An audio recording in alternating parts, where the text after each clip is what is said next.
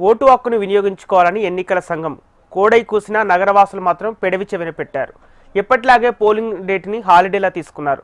కొందరు ఓటర్లు కేంద్ర రాష్ట్ర మంత్రులు, ఎమ్మెల్యేలు, పార్టీ అధ్యక్షులు, ప్రధాన నేతలు ఎన్నికల ప్రచారంలో 2 వారాల పాటు పర్యటించి తమ అభ్యర్థికి ఓటు వేయాలంటూ విజ్ఞప్తి చేశారు.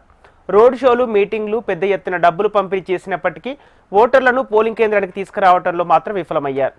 ఓటు వేయటానికి చాలా మంది ఓటర్లు నిరాసక్తత కనబరిచినట్లు రాత్రి 9 గంటల వరకు నమోదైన 48.47% పోలింగ్ కళ్లకు కట్టింది.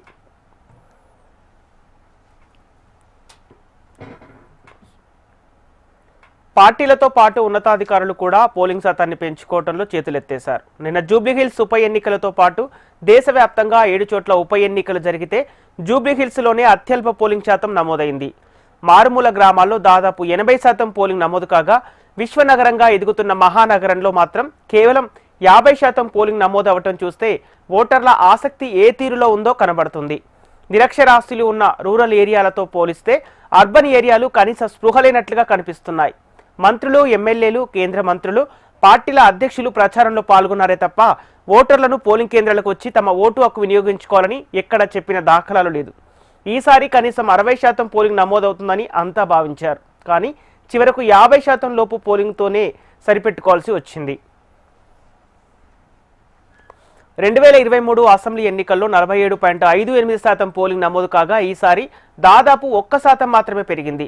ఉదయం 9 గంటల వరకు అంతంత మాత్రం సాగిన పోలింగ్ ఆ తర్వాత నుంచి కాస్త పుంజుకుంది.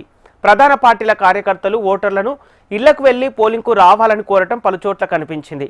బోరబండ సైడు ఓ పోలింగ్ బూత్లో దాదాపు 1000 మంది ఓటర్లున్నారు. కానీ సాయంత్రం 4 గంటల వరకు 300 ఓట్లు కూడా పోలవ్వలేదు. కొన్ని చోట్ల పార్టీ నాయకులు ఓటు వేయాలని విజ్ఞప్తి చేశారు. ఓటు హక్కును వినియోగించుకోవాలని ఎన్నికల సంఘం కోరింది.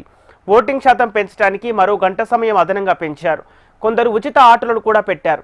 ఎన్నికను పార్టీలు, నాయకులు ప్రతిష్టాత్మకంగా తీసుకున్నా ఎవరెన్ని అపసోహాలు పడినా ఇక్కడి ఓటర్లు మాత్రం ఎప్పట్లాగే పట్టించుకోలేదు. గడప కూడా దాటలేదు. ఈసారి పోలింగ్ నమోదు శాతం బాగానే ఉంటుందని భావించిన చివరకు 50% కూడా దాటలేకపోయింది. నియోజకవర్గంలో 4 లక్షల మందికి పైగా ఓటర్లుంటే సగం మందికి కూడా పోలింగ్ బూతులకు రాలేదు. బస్తీల్లో మినహా మిగిలిన అన్ని చోట్ల పోలింగ్ అంతంత మాత్రంగానే సాగింది. మధ్యాహ్నం 12 గంటలైనా ఓటర్లు ఓటు వేసేందుకు రాకపోవటాన్ని గుర్తించిన బూత్ ఇన్ఛార్జీలు బస్తీ, అపార్ట్మెంట్ వాటులు బాట పట్టారు. అమ్మ ఓటు వేయడానికి రండి, అన్న ఓటు వేయడానికి రండి అంటూ బతిమాలిన చివరికి బస్తీల్లో 60 నుంచి 70% ఓటింగ్ జరిగిన మధ్యతరగతి వారు ఎక్కువగా ఉండే అపార్ట్మెంట్లలో మాత్రం 35% కూడా దాటలేదు.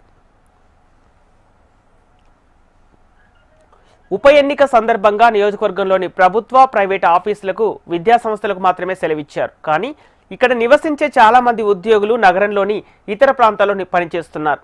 దాంతో వారు యథావిధిగా ఆఫీసులకు వెళ్లారు. ఓటింగ్ పెరగపోవటానికి ఇదొక కారణంగా చెబుతున్నారు. పోలింగ్ డేని హాలిడేగా తీసుకున్నారు నియోజకవర్గ ఓటర్లు.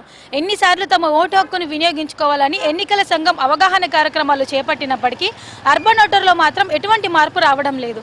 కిందటి సంవత్సరంతో పోలిస్తే ఈ సంవత్సరం కేవలం 1% మాత్రమే పోలింగ్ పెరగడం అర్బన్ ఓటర్ యొక్క బాధ్యత రాహిత్యానికి అద్దం పడుతుంది. వీడియో జర్నలిస్ట్ వాసుతో ప్రియాంక, HM టీవీ, హైదరాబాద్.